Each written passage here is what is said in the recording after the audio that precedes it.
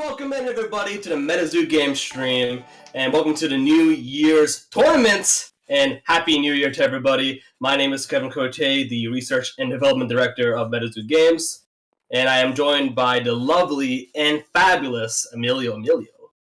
That's right, it's me, Emilio, MetaZoo Ambassador, and I'm happy to be here with you, Kevin. We both started in the Kickstarter tournaments. You were a judge there. I was playing there via webcam with my candle and my flame deck, so it's amazing to be here and being joined by all of you watching in this New Year celebration. Starting the year with MetaZoo. It is fantastic, and we got quite the tournament here, folks. So if you're just tuning in, and you don't know what's going on, we have a tournament going on with, I believe, 50 players right now playing, competing, and the game's already going on right now. We're going to be tuning into the stream very soon, watching these games as I'm doing right here. And they are competing for some one-of-one NFTs. Very nice. And they're playing a best-of-3 format, or 50 minutes. And if they are not done in 50 minutes, they go to a sudden death. So we will continue this process for about 7 rounds in a Swiss pairing system. And then afterwards, we'll have a top cut of top 8. And that will also be best of 3 single elimination. So very exciting stuff, for sure. Emilio, what are you looking forward to for this tournament? What do you want to see? Oh, I'm definitely want to see what Dark does. As anyone that knows me knows, I love the Chupacabra, I love the Dark deck, so I am very interested to see what have people brewed with all the Dark options available from Nightfall, since we have so many. But I'm biased, right? But that's definitely what I'm looking forward. Fantastic. What about you, Kev? Yeah. I don't know, actually. If you know me in person and just in playing, I don't really have a favorite ore type that I really stick to, kind of float around a lot. I do have some favorite beasties, but there's not an ore type I really like to see. But I guess I just want to see some good games, good gameplay, some exciting stuff, and just have a good time. But Definitely, yeah. I mean, I guess. Go ahead, sorry. I guess one beastie's air odds. I just love Cosmic a lot, so it'd be nice to see a Cosmic deck in the stream today. But it seems like on my streamer alone, on the tables I have, there are 4 different aura types on this board. So got a good amount of diversity, looks like, this tournament. So very exciting. Definitely, yeah. Talking about Cosmic, in our first tournament ever, we had one of our current artists, Bruins, play a Cosmic deck against a Forest deck. And that was quite a matchup because it was against Brad Stash, the winner of that tournament. And in the first game, it was kind of crazy. So I am definitely very excited to see what's bringing up. That is so awesome. What do we have right now in our board? We have Water, Forest. What else is going on? Flame. Right, so it looks like we got a Light versus Forest matchup, a Water versus Forest matchup, and a Frost versus Flame matchup. Right. So looks pretty interesting here. I think let's head over to this middle table. This is in the middle, and check it out. So we got Herman Herrera versus UpsideDown Eggplant Emoji. Need to know his name. And looks like Herman just played a Flood the Earth play on UpsideDown. So he just did a board wipe right there. And that is quite a setback for a Forest Fearsome Critter deck, right? A Forest Fearsome Critter, they're just trying to build their board with all their beasties, and they just got wiped with only 2 cards in hand. Now 3, they just bookmarked. That's definitely going to be interesting. Frogman will take care of anything else that drops now. And it can be dealt with, even with Poison Arrow and other types of removal that Forest might have. So I don't know about this game. This game looks like it's taking a turning point here. What do you think, Kevin? There's tokens going on right now? Right, it looks like we got some spiraling tokens going on here. So we saw UpsideDown Eggplant just use Bursting Spiderlings, I believe, and those are some tokens, and those tokens easily took out the Love and Frogman due to type advantage. So it was kind of no problem right there, just dealing with them. And we got a whole board set up from UpsideDown Eggplant. Getting a Lufa layout, Arkansas Snipe, and Axe Handle Hound. So Axe Handle is currently at a lovely 35 LP because of his travel boost bonus. And looks like we got a turn pass over to Herman. I definitely miss that the spiderlings. Those are definitely dangerous and a great way to turn around the tide. That type of advantage came in handy to deal with that frogman, because otherwise, an extra book, an extra card, an extra page per turn, and nuking one of your opponent's beasties is definitely something that's hard to get out of. So yeah, amazing play there. But it looks like it does look like there's another one coming, so we'll see. Right. Well, the thing about Flood the Earth, right, it is a once per game kind of board wipe. So once it's done, right? And yeah, I mean, we have another frogman. Oh, frogman, right? Yeah, that's true. And not only another frogman, we got a frogman with 2 lightning in the bottles. So, but it looks like Herman's actually going to go for the Wallowa Lake Station here, a juggernaut of a beastie, very tanky, does a good amount of damage too, and has a lot of utility. And he's going to get her set up. And he goes for the lightning in the bottle here. That makes sense, yeah. Curious. Yeah, go ahead, sorry. Ooh, Axel Hound. Very nice. They're definitely going to try to bookmark a few pages by with the crustacean, right? Controlling the board, bookmarking some stuff, and not playing the second frog too early on, right? Because it can definitely be dealt with the current board state of UpsideDown. Yeah. Frogman's a very potent beastie, but without any kind of support around it to keep it alive, whether it be a trap or, say, Smoky Spirits, for instance, it can be very rough keeping it up, especially against these fearsome critter decks when they go wide, right? Definitely. So it's looking a little rough here for the Forest player. 3 tokens left, about Sparling tokens, Arkansas Snipe. Not a lot he can do at the moment. We do see the stew right now, and I've noticed this is actually very interesting. I haven't seen many water players, in my experience, just playing, see use with the stew. Most of the time, they don't want to use it. I've noticed, because they already have a lot of card draw, right? But it's really interesting seeing Herman use that card in his deck, for sure. Definitely a choice. I have seen it, and I think Easton has run it in the past. This is one of their players that has gone into our personal tournaments. It's nice to see being run. I mean, definitely, it's still a free draw, basically, right? So a free bookmark. So it's still very potent, even in water, which already has some bookmark, which tends to be a little more conditional, regardless, right? Frogman, you have to wait for your next turn. Wallowa, the crustacean, you have to destroy a beastie. So it's good to have that, like I play it, I bookmark, and not be thinking about the conditions to bookmark an extra page. So still a good choice, yeah. All right, and it looks like Herman is at 30 life points. Is that right? Am I seeing this correctly? Oh, wow. It does look like that. Yeah. So, the thing about bursting spiderlings is while those spiderlings don't deal a lot of damage, the poison really stacks up. If you have only 3 bursting spiderling tokens out, it can be dealing 15 damage plus 60 LP loss over 2 turns. That's 75 life points, folks. And that's almost a tenth of your life points. And so that means you only need about 3 bursting spiderlings to really gain a net advantage from that card to maximize their value off the poison.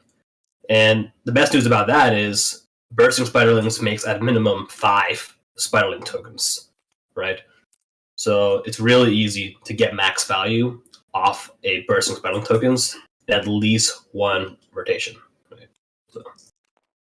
Yeah, the only thing that slows them down a little bit is that, of course, it is an artifact. It comes in fatigue. So, your opponent deals with it. You create 5. If they don't, you create 10 on your next turn. It's definitely a very powerful card. And it's only 2 per spell book, if I'm correct, right? Correct, yeah. Yeah, so that at least, yeah. Oh, we have the Flying Manta coming into play. Here we go, yeah. It's such an amazing art, and just made by one of our top MCOs, one of our Grandmaster MCOs. It's nice to see it in play in a tournament, of course. Like great boosts that it gives to any beastie that it's paired up with. Right. It is a fantastic looking card, drawn by the amazing Kelsey Giacchino, who also made the now famous Mothman from Metazoo for the art of it. So very amazing. But it looks like Herman goes, interestingly, he goes for the power play on the Flying Manta Ray. So Flying Manta Ray has a couple options. It comes in Awakened, so you can defend with it. When it comes in, you can attack directly to a beastie or caster. Or, if you did what Herman did, he did a power play where he just basically paired up the Manta Ray with the Crab to give it a nice little damage boost. So, but part of the reason why the array is so good is that it not only gives a beastie agency with a damage boost, but it can still attack on its own. So it's very potent for those reasons. Definitely. And the Crab is something that you definitely want to power up as well, right? Like that extra bookmark is definitely powerful. And if you can make the Crab just take more things out, it is great, right? Yes. Right now, the only thing on the field is the Mosquito, right? The Snipe on our upside down side. So interesting board state. It is flying, right? He could technically destroy with the Mana Ray if he wanted to. Right. I'm gonna clarify fast.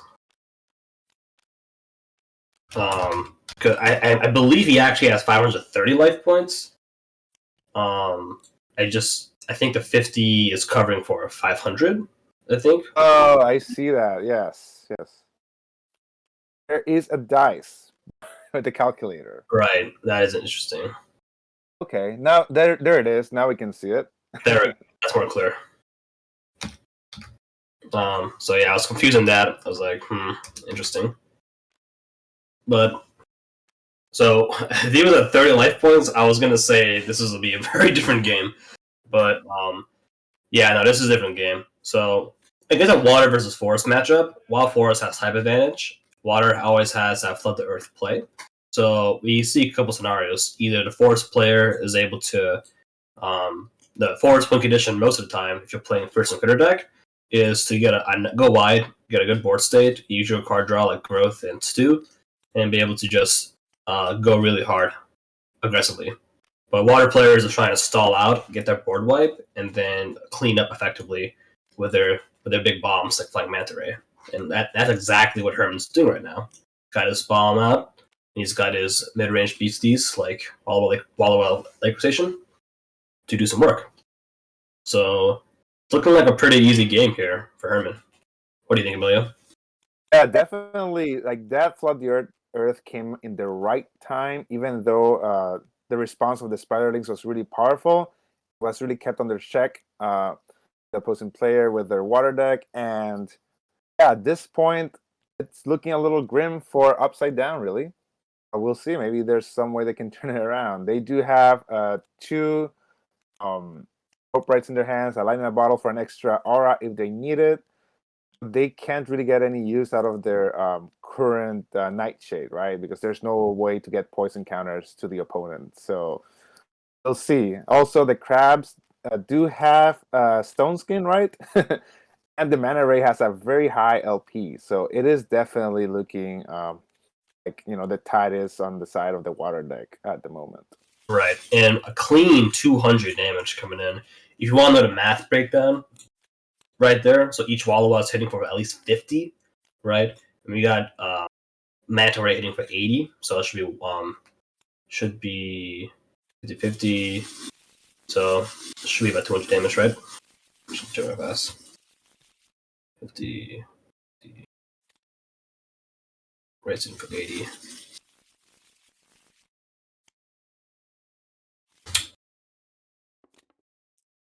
Right. So we got looks like I can see actually a scoop, and yeah, like I talked about before, the board state was very clearly favored for the water player. Was if the forest player had an extra turn to before Flood the Earth came up, or maybe they're playing a bit more conservatively with their hand state, they might have been able to. They should have been able to win, more or less, based on what we're seeing. Yeah, I did think the Forest player did. They did the best they could. Maybe they were hoping to get a growth or a new beginnings, because that would have definitely replenished their hand. They could have probably flooded the board with beasties and had a chance, but they did not draw into those cards, and I think that's why they just they saw the they saw the writing on the wall, and they're taking that new game. Right. Very, very smart use of their time, right? The tournament is time limited. You do want to put time into the games that you have more hope in winning and turning the tide. So now we're going to this Frost versus Flame matchup. Yeah, this is the game next to the table we're watching, and this is very interesting. Actually, we have got a lot going on in this board. Can you describe this board for me, Emilio? Like, what is going on here? Well, apparently we have 4 tea kettlers, which also have tribal boost for those of you that are not familiar with the card, and it's being opposed by 2 Amicooks, 3 Amicooks, and 1 Tisserhook. Wow. That is quite a board of things that you cannot attack, basically, at this moment, with the burrow ability, invisibility, because there's a snowing right now. There's a winter, I mean. So that is boosting the Frost player cards, and the T-Keller has invisible at the moment as well. That's correct, right, Kevin? That is correct, actually. So normally, T-Keller has an ability where it takes away invisibility if someone's wearing a flannel shirt, but we're seeing the 4 full items there, Fishing Rod, Radio, Ice Coin. A Frost player can carry a flannel shirt for T-Kettler. So T-Kettler is getting the full bonus of the invisibility on a 2-drop, which is very rare right now in this in our card pool. And very rare, and for a good reason. Invisibility is a powerful trait, as you cannot be blocked and you cannot be attacked. It's a lot, so definitely an interesting matchup. Flame, of course, has the advantage. An advantage here. It gets a boost and attacks the Frost pages. Then the Frost pages can be attacked because they're probably borrowing, and Tisserhook has invisible as well. Right. Right. Not only that, but the Amicooks got first strike, right? If they're even going to attack, yeah. If the T-Color try to attack at this point, the Flame player is in a little bit of a stalemate scenario where even if they attack, they would get defended against by an Amacook if the Frost player is playing that way. Not even talking about card advantage. The Frost player has a whopping 7 cards. It's a full stack of cards in their hand. But a Flame player has a Mountain going on. So Mountain can provide some value as is, but T-Keller is not going to get a big bonus from Mountain. It will bonus off the Forest, but not off the Mountain. So very interesting. Yeah, that is definitely very interesting. And T-Kettler right now are at 55 live with a tribal boost, correct? Yes. 55, yeah, so it's going to be 25. Yep, 55. But the T-Kettlers are very resilient. They have a lot of tankiness. But Amicooks with first strike, hitting for a good amount of damage. Hitting for a whopping 20 damage plus 20 for Fishing Rod. They're hitting for about a whopping, what is that, 40, 50, 70 damage? 70 damage, yep. Hitting for 70 damage per Amacook. So the Frost player can play 2 different things. They can either play very conservatively, or just keeping the Amcooks back and defending. But the problem with that is if you do choose to defend with Amcook, you run the risk of getting hit by a Fireball, or Holy Fire, some kind of removal to deal with it, right? Or they could play very aggressively, and they seem to be doing the latter, just throwing the Amcooks in there and to the face, and just trying to close this game out. For those who don't know, the Flame player can still come back. There is a condition with Headless Coal Miner where they can get a wipe on the Amcooks, but we have to see if they can pull it out. And when you have the Gassy and Daitha, come on the board, getting ready to do some play here. We do have, I believe that is 2 excess Flame Aura for spells. So let's see what the Flame player is going to pull out. What is in the graveyard right now? Let's see. We have a Phoenix Rain. They can recurve. Yeah. What's going on here, though? Oh, we actually got. They're pulling out a bookmark. Yeah, that's not a legal move. That's not a legal move. Yeah, so we gotta talk about Fajir. But just for those of you watching, Cassie allows you to cast spells from your graveyard if you have an aura page. Right now we have flame aura pages, right?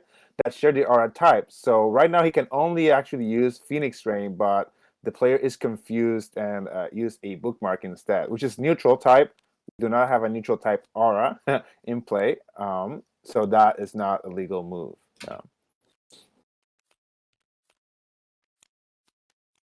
That would be definitely scary if this was possible, though. Imagine that, Kevin, spamming bookmarks. That would be amazing. Yeah, we have a judge coming over right now to respond with that. So, should we move to another table while this is getting taken care of? Yeah.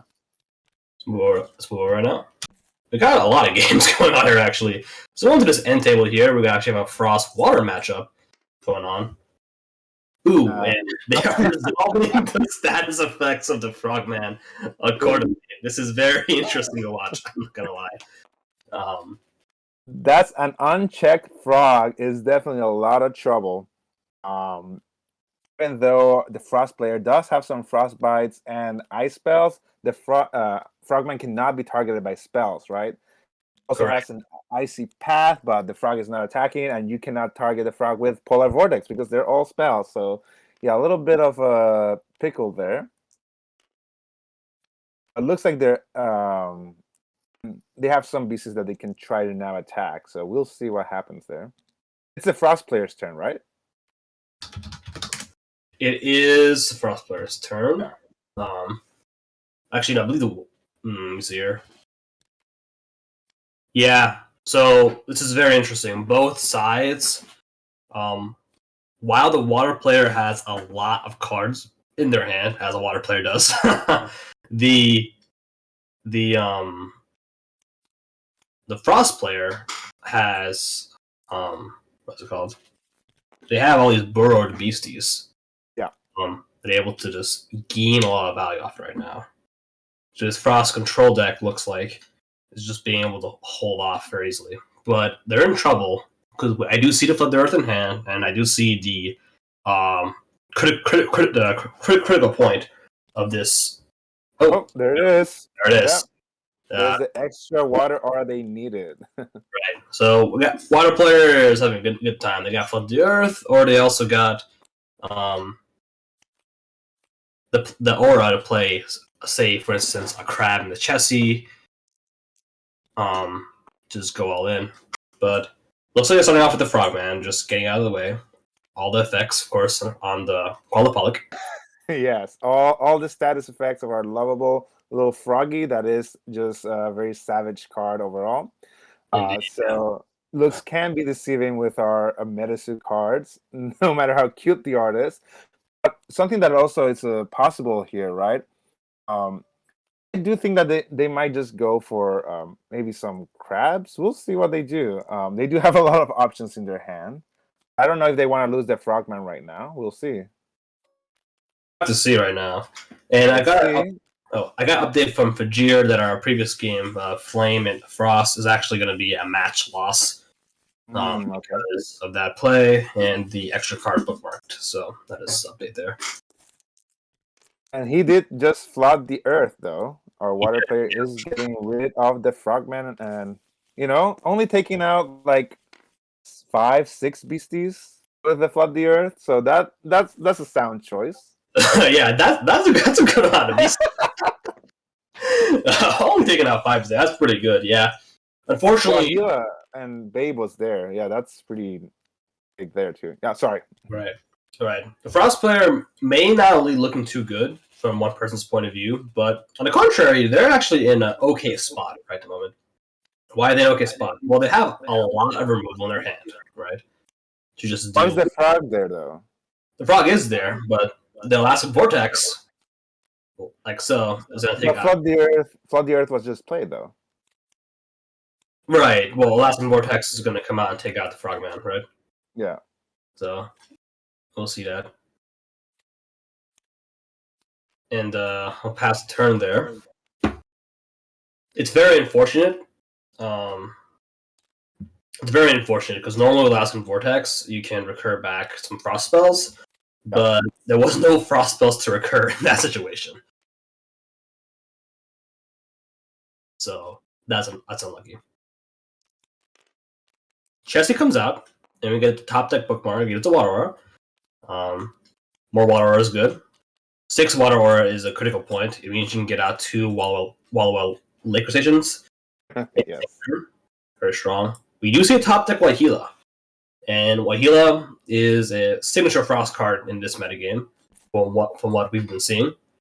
Wahila comes out, and looks like our Frost player is trying to regain some tempo here. Try and shut the Chessie down. Let me come in real fast. So life point totals are 1,640, right? So Frost player does have a little bit of leg up in terms of life points, but as you've seen from the last game with Herman, Water players can easily stack up hundreds of points of damage in a single turn. So shouldn't be a big... Especially with those Chessies, right? Like right. a few Chessies, having the crabs out. There's some lining of bottles there, dampens for any crazy spells that they don't want to deal with. Yeah, it's they're pretty prepared for what Frost has in hand at the moment. Exactly. And we do see a lovely play from the Water player. So Wahila does prevent the Chessie from awakening on its turn, but you can bypass that with a lightning in a bottle. That's exactly the Water player did, saving their potions proactively for those Wahila plays. Right. So it was a good punish right there. It's definitely a very smart use of the potions instead of going crazy and just trying to beat down your opponent, especially with 1,000 points, right? So yeah, very conservative but effective move there. Exactly. I'm curious actually. Oh, never mind. I was gonna ask a question, but I got it resolved. So we actually, Water player is an amazing spot. Not only with the board state they have with just 2 big bodies, but they also have a couple dampen set up, right? Mm-hmm. Exactly. Yep. They are ready. They are really ready at the moment. It'll be interesting to see. Right. What would you do, Kevin, in this board state as a Frost player? What would you be hoping to get? Well, as a Frost player, I'm hoping to get, since a New Year's would be good, right? Of course, always. Get a reset, right? New beginnings would be good, New Year's, any of that. Bookmarks, any kind of draw. But yeah, at this point, that would be the optimal play, because I'm looking to equalize my card advantage, right? Between both of us, since they have a lot more cards than me. And if you don't know much about Frost, it can be a little deceiving since Frostbite does have some inherent card draw. So that does help the Frost player out here. But again, the board state is looking really good for this Water player.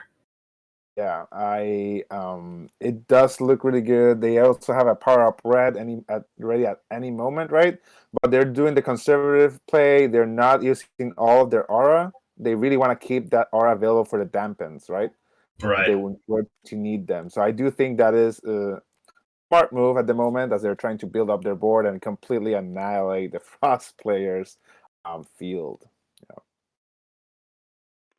Very exciting. Frost is a really exciting aura type for sure, and people have taken a liking to it in the recent tournaments for sure. It's very exciting. You notice that this is the second game we've seen that Flood the Earth is really being able to control these boards. What do you think? Like how as a Frost player or Forest player, how would you play around that kind of board wipe, you think? Yeah, I guess that the safest play around the Flood the Earth is to always have a few beasties in hand, but that also slows down your board state. So it is sort of like a it is a very precarious state matchup, right? Because the only way that you can prepare is to have a response ready in your hand, which means that your beasties are not getting the boost that they could be getting if you were playing your whole hand, which is what we traditionally see with forest decks, right? They just Right. want to play everything, and everything has like 80 HP or more and hitting for a lot. So definitely, it requires a forest player that is very used to really has played a lot to be as cautious. And as I would think that maybe forest players would not be as cautious normally, right?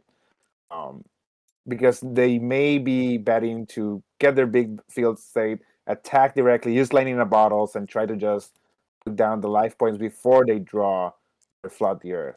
I don't really think there's a right choice because it is like both of them are a little will set you back in different ways. So do you have a preference, like, or do you have another option in mind, Kevin, when you're playing against Flood the Earth and you have an aggro deck that depends so much on your board state? It really depends, right? So dealing with Flood the Earth, there's a couple. One approach you gave, and the approach what we're not seeing this approach too common, like you said, the approach of that you just conserving your beasties, right? And notice that conserving beasties is huge against Flood the Earth, right? Notice that a lot of times players will have enough beasties to end the game alone if they already have the board state for it, right? Like say with Forest, right? You don't need to have 7 fearsome critters to get some work in. You can have say 4, right? Yeah. And if you just maintain that 4, and 4, we've seen games where 4 fearsome critters alone has been able to apply pressure to water players, to frost players, and that's all you need sometimes, right? Not to mention, Really? with Nightfall, we've seen some cards like Bursting Spiderlings, right? That we've started power Bursting Spiderlings being able to deal with Frogman immediately the turn after, right after our board wipe. And that's huge for a Force player. But another approach as well is to carry more beasts with flight, right? And this is why we've seen a lot of lightning versus water in the recent local tournaments in person, like Pro Play Support. We've seen water lightning matchups, and we've seen the lightning players win out not only because of type advantage, but they can bypass to flood the earth. Right? It's very hard for water players to deal with flying, or to deal with flight rather, because have much spells to deal with it. Right? And the one flight BC to have, Flying Manta Ray, it's a 5 drop, and it's 1 per spellbook. Yes. So it can be rough. But definitely, yeah. I had forgotten, of course. Flying beasts is another way to go for sure. And right. for those watching, water and any deck actually has the little way around flying or any traits, right? With first anniversary celebration, right? In which the traits are canceled, but even then, you have to be very, very careful because that's only 2 cards, right? It's only 2 per spell book. And So you will have the first anniversary, the celebration, and you will have the flying manta, and that's basically how you can the major ways that you can deal with flying. And of course, you can always frog them, just the other way. Deal with those flying beasties from water's perspective. Right. Looks like a water player is going to go wide here, and they actually have that first anniversary celebration you talked about. A cool thing about the TTS tournaments is that everyone has access to all the cards, right? So anniversary is everywhere. It's easy to get because of that. And water player is being very aggressive here, looking to just close the game out before our frost player can get a comeback with a new beginnings or a New Year's or the hand reset. So looks like to be pretty nice easy. path. Yep. Exactly. It is an amazing card, of course, but not enough. Not enough for this board state. Is just crazy. 3 chesses, 1 frog, 2 crabs. Right. And you also, if there was some way he was going, so an ice spells, so you're gonna freeze one of them. Right, so the crab looks like it's frozen for a couple turns, just to delay a little bit, but it's looking like to be an easy close for the water player. Second bookmark, thanks to the frog. If anyone was wondering where that second bookmark was from, right? And we've seen this a lot too, right? With how Nightfall came out, we're seeing a lot of Cryptid Nation cards like Chessie and Frogman get kind of comebacks, right?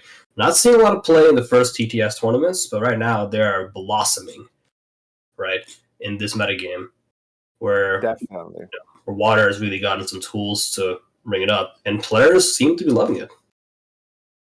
Well, it's hard to not love Water unless you're playing against it, because it really does have so much bookmark capability. Like right now, he played an Aura, a Water Aura, and Chessies are doing 30 more damage total, right? Because they are getting the boost from that Aura.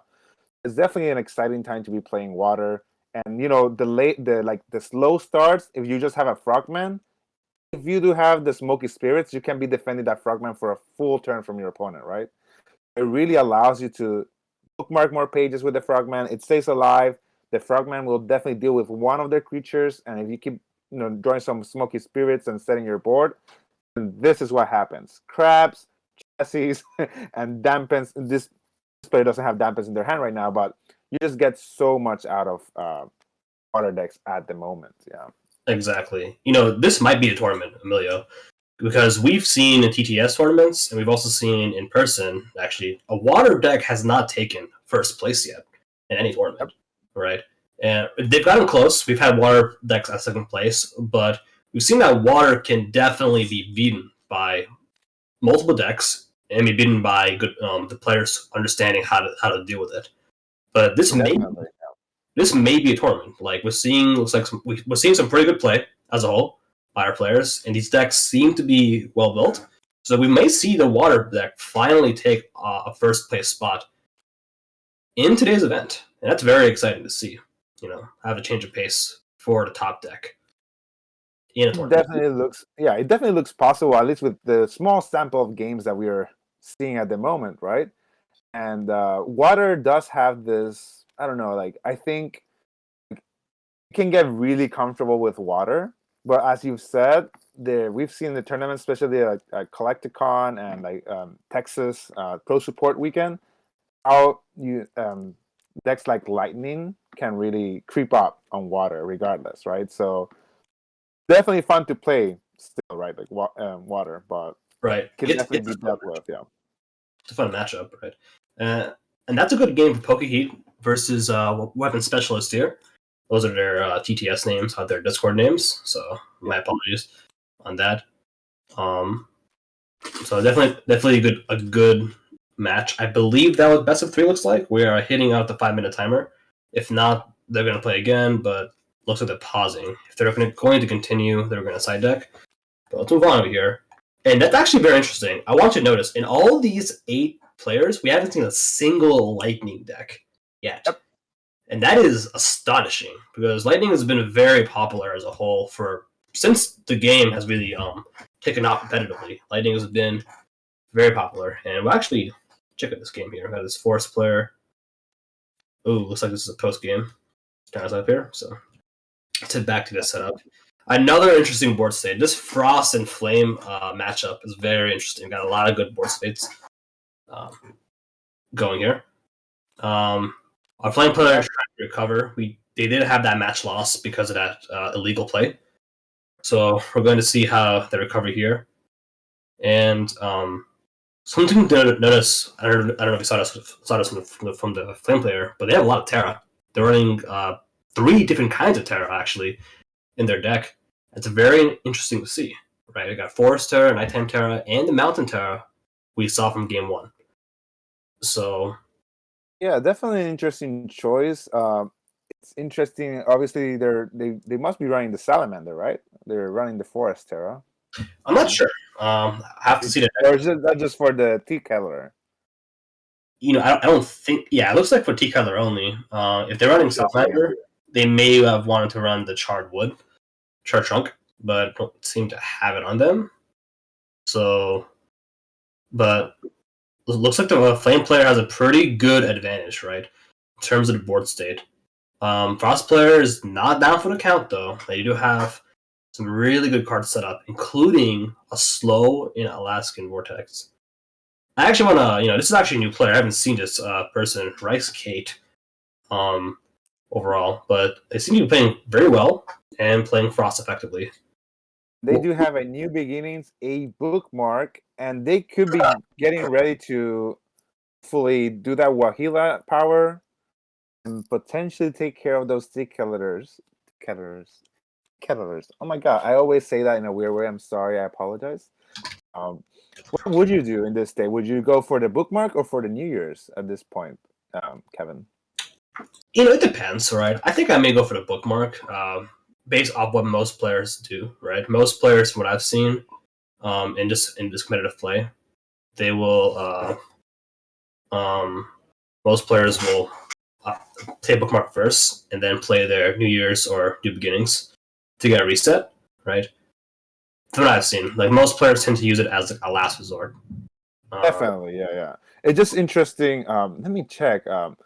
So if they're running, if they do have, they just took care of one of the tea kettlers. Looks like it, yeah. So the tribal boost is lost on them. Well, not lost, but they're a little unhealthier now. They're 45. Already have 20 damage, it seems. So Wahila power should take them out.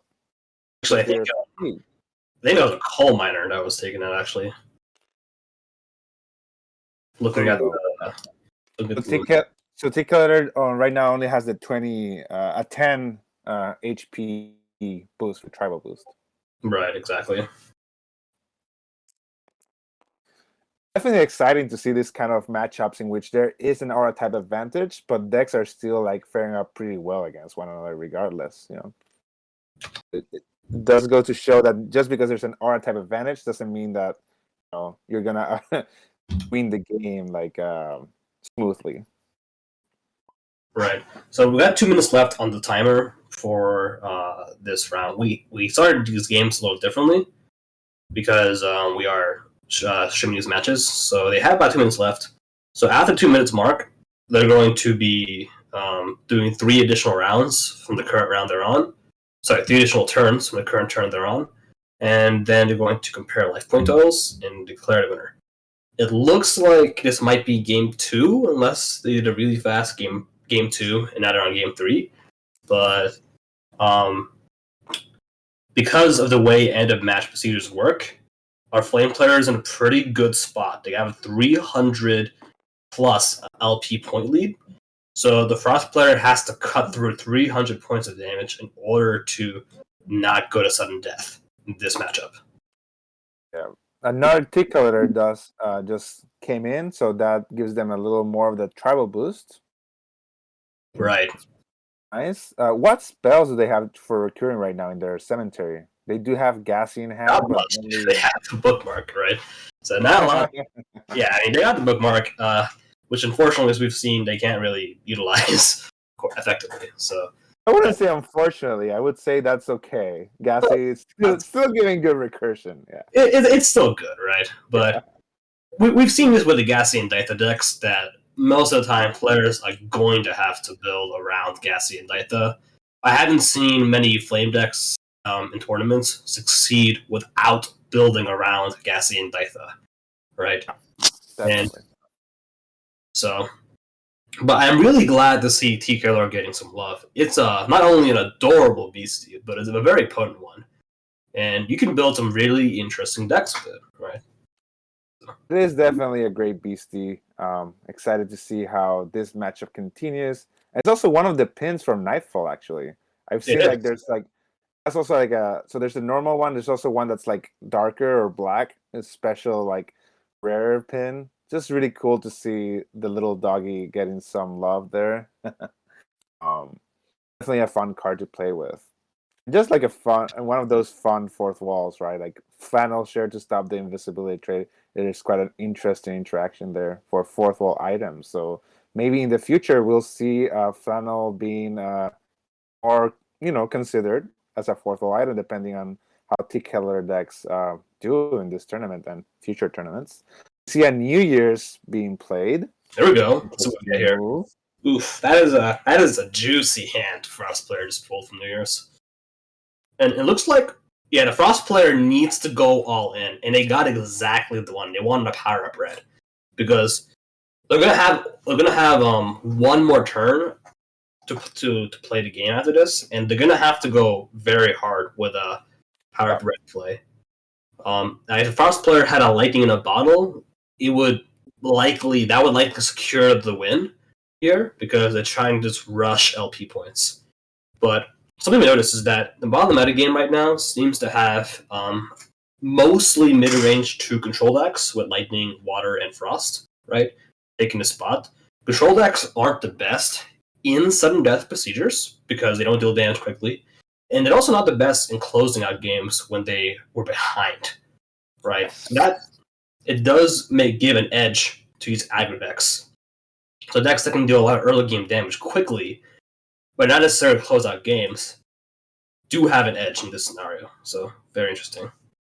Definitely control. As someone that has played control in the past, and it's a time match, it is different. Definitely a different story, right? Because control players do have a great range of options, but then when time hits, as you say, Kevin, it's hard to get some of that damage in. Definitely something to consider. Yeah. Right. It's not that the control players can deal damage. We saw before on Chessie dealing 100 damage while we're hitting with 50 damage. They can deal damage. Of course. Yeah. But getting it out there in the time can be hard. So it's going to be interesting seeing players play around it. And we just see a flood of TCAT versus all the puppies coming in, blowing that steam. Hot air is coming out right there. That's 5 T-Killers. Wow. That is 5 T-Killers, right? 40 attack, 40 HP boost for each, for 65 life each. And for 55 and Forest boost. Forest boost. And don't forget the burn. We have the burn, and that burn is really going to hurt. Right? Flame definitely, out of all the ore types, Flame has an edge in these end-of-game procedures and these sudden death matches because burn hurts when every life point matters. Oh, definitely, and the Frost player did not lift aura for their icy paths. No. Maybe had considered the previous turn, especially now the life points is what matters, right? Exactly. So we'll see what they do. But obviously, not borrowing their beastie on their turn. That's obviously a good move, so they can get some damage in. But we'll see what they. Okay, are they just attacking directly with the power up red? So that is a 20 as 40 damage from M-Cook plus the winner has 55 damage plus the power up. That's 155 little M-Cook in the caster. But notice that the LP loss coming in, so RiceKate's gonna have to lose 40 for that. So in reality, right, in this matchup, that's basically taking away 40 damage that RiceKate would have done, right? Because the bird is deducting some of that advantage. Oh yeah, it's definitely not. It's changing how the game tilts, right? The life totals is what matters right now, and burn definitely makes that difference. Stay right, like as you are also losing life. Yeah, definitely interesting. Apparently, they just passed and they're borrowing their Ami-Cook. So they are leaving the aura for their 2 icy paths. So if play correctly, they might be able to survive. We'll see. Yeah. All right. And we are actually seeing the Uncle Sam come in. Wouldn't Uncle Sam not hit? Yeah, it wouldn't come in. It's focusing on the identity, right? And if you folks don't know, in competitive play, we don't focus on caster identity for effects like Uncle Sam, for instance. Yep. Or Bouncing Beam. So that fleet, I believe it has fleet. Yep. It wouldn't have the awakened effect from the 4th wall. So that's huge. Yeah, something is going on here. Probably, they are able to have the flag, of course, but the attack wouldn't do damage, right? The attack wouldn't do damage, correct? Exactly. Yeah. So that hopefully they're in track of this. Right. I'm sure our MCO is on the case. my apologies. The attack wouldn't deal damage. The Exactly. Yeah. flag I just said. Yeah. flag part would still activate, and we do see an icy path coming in. So we're gonna see, but correct me if I'm wrong. I don't think the RiceKate can come back from this disadvantage, right? The burn on her plus the initial damage from T-Killers, it's a lot. Yeah, I think that maybe they're thinking that they can icy path to a T-Killer, which they can't because they're invisible, right? Yeah, it needs to be a target. Yep. It can only deviate 130 damage or so from 2 T-Killers back their opponents, and then that still leaves 185 and 95 damage, something like this, from the other three kettlers. Kettlers. Oh my god, that is hard to say. Sorry. So I do think, yeah, it might be hard to get back from that, especially as you said, the burn is also like making that gap stay as they lose points and when they attack next turn. Yeah, I don't know. Right. No, this is a close game, yeah, because those icy paths are really coming in clutch right now for that Frost player. Since not only are they denying damage on themselves, they're giving damage to the opposing caster, right? Once again, it's only like 130 or so that they're being able to deal back, and then the opponent's taking the lead because they're gonna inflict 195 or something along these lines when they attack with the rest of the kettlers.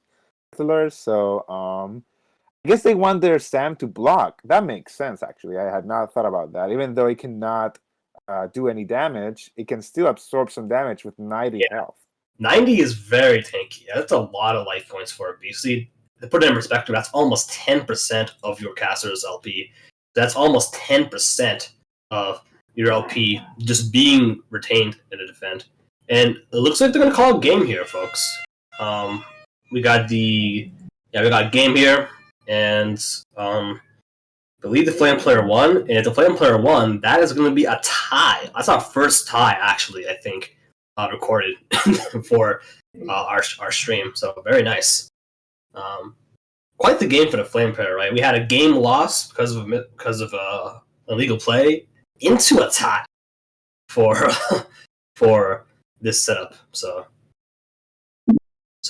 that was fantastic overall. Emilio, what other thoughts do you have after that round one? We saw some really awesome games, and again, the observation: no lightning decks on our board, right? I mean, obviously, probably some lightning decks in the in the player pool, but that's very interesting. We're seeing a lot of Frost come up finally in this metagame, and we also got, of course, water still being a staple right now.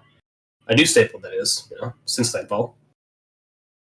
Definitely. I was excited to see. I think my highlight from this round is still T Kettler, even if it didn't do as well as the maybe player intended. It was definitely a good attempt at a flame deck, and they still have more rounds to go as this a Swiss round, right? So we don't know what their matches will be. As always, it's good to see the Frogman. I'm a little biased, so a little sad I didn't see any dark matchups. So maybe maybe for our next table we'll have a dark deck show up. We'll see. Definitely, it was kind of weird that we said that from the game selected we saw 2 games with Flood the Earth. We also saw New Year's being played, I think twice, right? Yeah, we did see that, and it was very impactful in those games. And that New Year's play for the Frost player almost turned that match around. Right, it was very close. If you think about it, but that Power Up Red coming in clutch for that Frost player almost. In one moment, I'm gonna get them. We're gonna get some of the next games taken up right now for the stream. So picking accordingly. Yep. Definitely some very good games as we saw. Everyone here is still, of course. So we have some experienced players. We have some players that are just starting to play the game. So mistakes such as the Gassy playing Bookmark will happen, but it's just exciting to have everyone watching and being part of this New Year's event. Exactly. What other highlights do you have? I mean, obviously T Cutler, right? Big fan Big fan of that. I don't know why. I'm sorry. It's just that little dog just it was trying its best. It was making its stand against Frost, but at the end of the day, that I wanted to see that I did not get to see just because I like board wipes in general. I would have liked to see one of those Wahila decks actually do some lightning in the bottles and the power of Wahila that can stack up and you can clear your opponent's board potentially, right? Right. We didn't see that happen, but definitely potentially could have happened there. Forest deck, personally, it was nice to see the Forest deck. And this Forest deck struggle a little bit. For those of you that have been around with us since the start, we know that the first tournament was won by a Forest deck, Fearsome Critter, and then came close in the second tournament that we hosted. So it's good to see that there's more decks that are standing up, as such as Water. We see Frost. It's just exciting that people are trying different things, right? From the ones that we started. Yes. Such a short amount of time and only with 2 sets out, right? Because we have Cryptid Nation and Nightfall and the promos, of course. But it's good that so far our meta game is looking healthy, as in that we have different decks going around. Yeah. Exactly, right. Very, very exciting. Very exciting. And Emilio, I mean, if people don't know, you and I have worked on Nightfall extensively, right? Testing Nightfall and creating it, right? So that was definitely a big goal of Nightfall, was to increase that diversity, and I'm glad to see it, right? We're seeing, I mean, just alone, we saw Light, Frost, Flame, Water, Forest, right? All on the same table, same board, all being played. And that is amazing to see, right? It is definitely exciting to see. And once again, we've been around since the start, so it's good to see in contrast with our first tournaments, which people were basically running Forest or Lightning. And the first tournament, I was the only crazy person running Flame. I got stumped by Forest at that point. We had actually another metazoologist now, Monkey, playing Frost in one of the first tournaments as well. But there wasn't not the diversity we're seeing today. And it's definitely exciting to see that Nightfall has taken a good hold, impacted the meta game positively. Yeah. Right. But excited to see potentially see if people are bringing some Earth decks. I think we checked some in the deck lists that were submitted. Definitely excited to see maybe some dark decks play and see how they're doing. As we mentioned before, and those of you that are very familiar with Nightfall had a great selection of dark cards with very you can make very different decks with the dark cards that we have available right now. It'll be exciting to see how people are playing it in this tournament. I know that I saw some Bloodsucker decks being submitted tournament, so we'll see how they're doing. Once again, I'm sorry I'm biased. I do love dark. I have a Jersey Devil. I'm not screaming, but I do have a Jersey Devil pin, and I'm here excited for those dark cards for sure. Is there any deck, Kevin, because we were both checking lists, of course, that you saw that you're excited to see how they do in this tournament? We don't get them, on the show. I really I'm a big fan of Erod's. I said it before. I've got personal bias on that card. I actually have. I'm gonna flex it right now. I actually recently just got 8 reverse hollow Erods. Actually, there you go. Yeah, I'm actually playing with these in my locals because I love Erods, and I just I love it that much. I gotta flex those reverse hollow Erods, because it's an awesome card. I'm hoping we see some kind of cosmic. Be nice. Definitely. I'm sure Bruins will be really happy. Our artist Brun, as I said, he played Cosmic in one of our first tournaments.